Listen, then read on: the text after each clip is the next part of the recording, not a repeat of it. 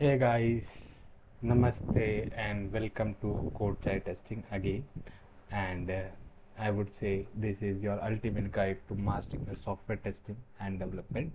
Today we are going to talk about a crucial aspect of the software testing, the software testing life cycle, which is known as STLC. Whether you are a fresher stepping into the IT world or a professional aiming to sharpen your skill, this video is for you.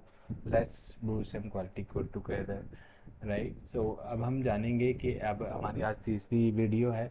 अगर आपको पसंद आए तो आप hit कीजिए, like कीजिए। कोई topic आपको चाहते हैं मैं वीडियो बनाऊं उसको आप कमेंट करें एंड माय टीम एंड जिस पे ज़्यादा कमेंट और रीच आएगा उसको हम बनाने की कोशिश करेंगे। एंड आज आज का जो तीसरी वीडियो है इसका आज का टॉपिक है वो है STLC and that is stand for software life cycle, right? Testing life cycle basically. So SDLC एक पूरी 12th क्लास हो गई, राइट? एंड स्पेसिफिकली अगर आप एक एक कंप्यूटर साइंस स्टूडेंट है एंड आप उसको सपोज आप एक डेटा स्ट्रक्चर पढ़ रहे हैं और डेटा स्ट्रक्चर में सपोज दैट बबल सॉर्ट पढ़ रहे हैं, सो दैट्स आई वुड से एक प्रोसेस को एक जानने बारीकी से। सो STLC सेम है। सो हम STLC को आज पढ़ेंगे जो सिर्फ टेस्टिंग के लिए जानी जाती है कि टेस्टिंग को कैसे एक प्रोसेस को अच्छा करा जाए, एफिशिएंट करा जाए, बग फ्री प्रोडक्ट हम उससे अचीव कर सके। So software testing life cycle एक बहुत इंपॉर्टेंट चीज़ है, आप समझें इसको, राइट? सो इसको डिफाइन मैं क्या करूँगा, as a sequence of specific activities conducted during a testing process to ensure that the software quality goals are meet. और लेट्स और मैं इसको ब्रेक करता हूँ छोटी छोटी चीज़ों में, राइट? सो इसमें बहुत सारे स्टेप होते हैं जिसके STLC से आप कंप्लीट करते हैं। एक मैं डायग्राम दिखाना चाहूँगा, उसके बाद हम आते हैं डिटेल में इन स्टेप्स में। सो ये कुछ 6 स्टेप्स होते हैं that is very important for the STLC।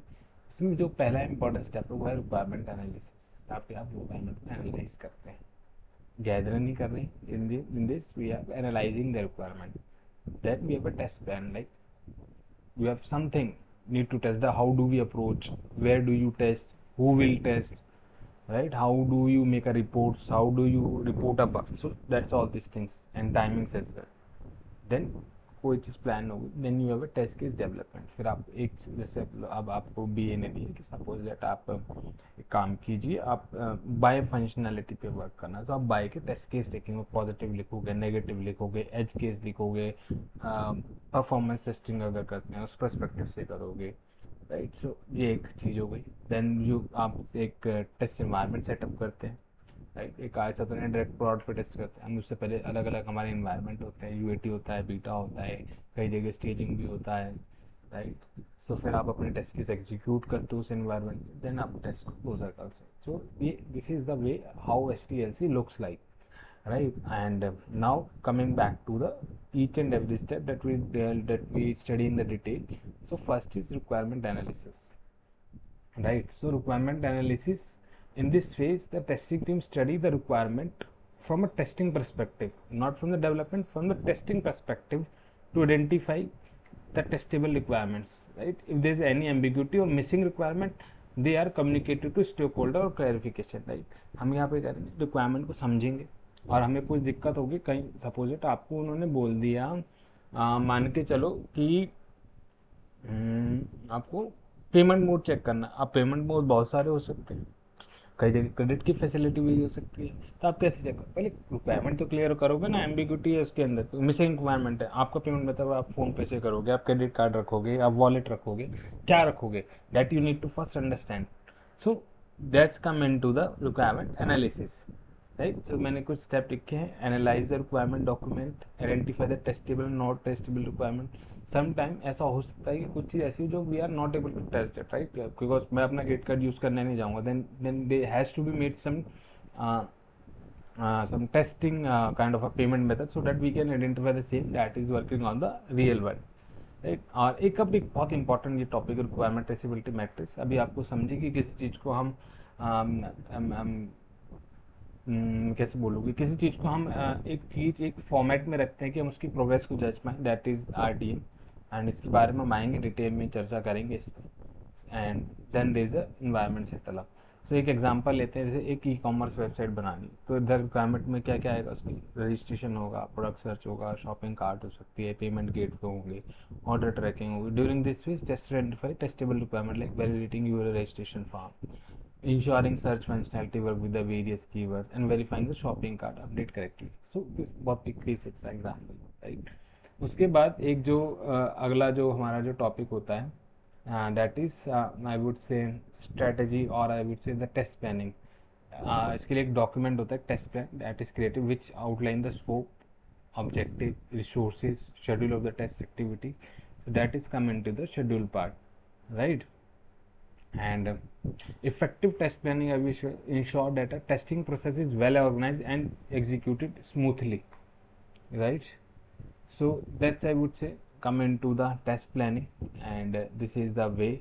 Define the scope and objective of the testing and create a detailed test plan. कोई चीज़ को एग्जीक्यूट करना है हमें, जैसे उरी में अगर कहीं इंडियन आर्मी ने अटैक करा होगा तो उन्होंने प्लान करा होगा हम कहाँ से जाएंगे, कैसे करेंगे, what kind of arms we are using, how the air army will help us, all these things, right?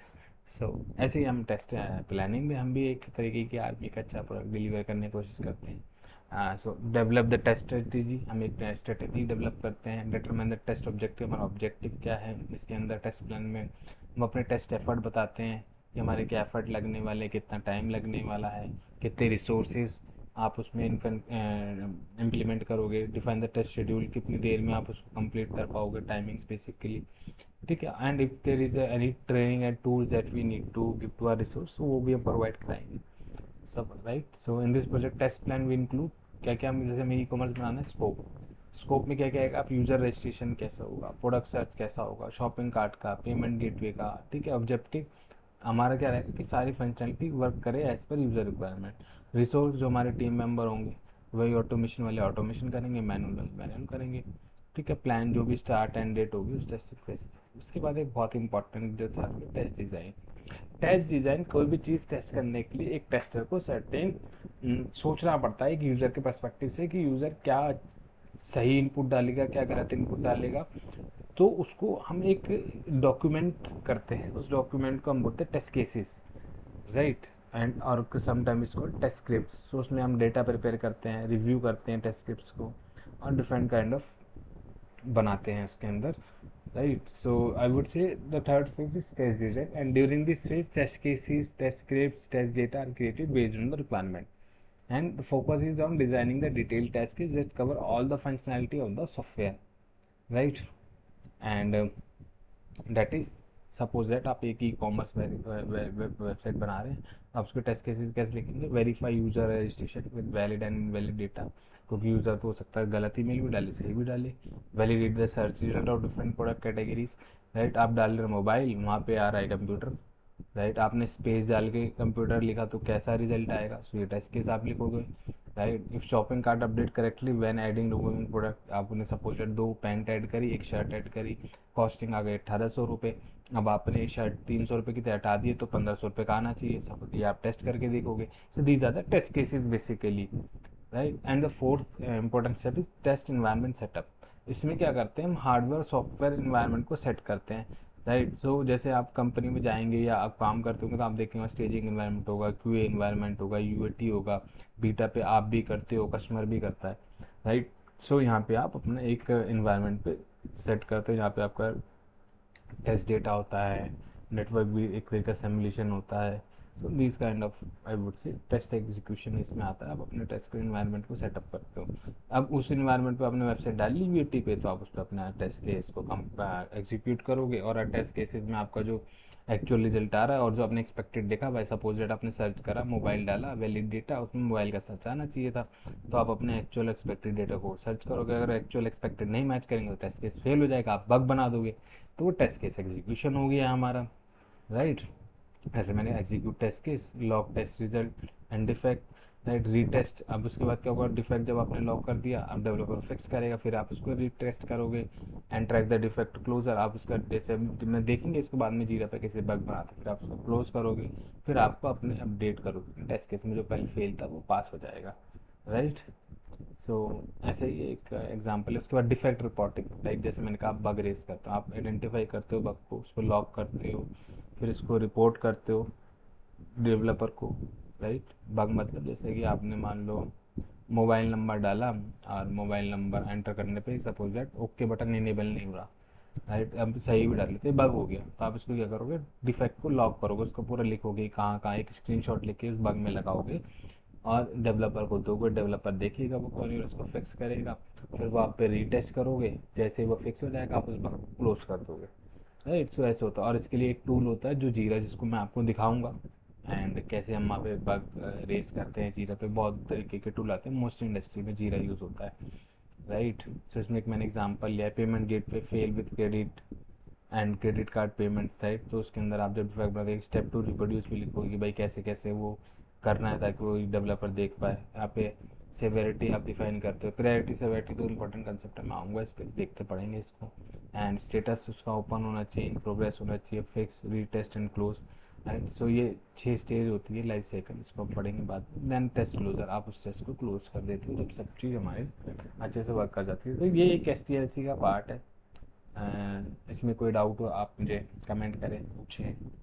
STLC आप ध्यान से पढ़ेंगे 6 पेजेस को, और कोई दिक्कत हो, मैंने बहुत अच्छे तरीके से समझाने की कोशिश करी है।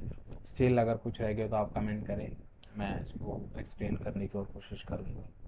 And thank you so much for watching this video, and stay in this channel, and we'll come with the next topic to complete this manual series. Thank you so much guys, and have a nice day.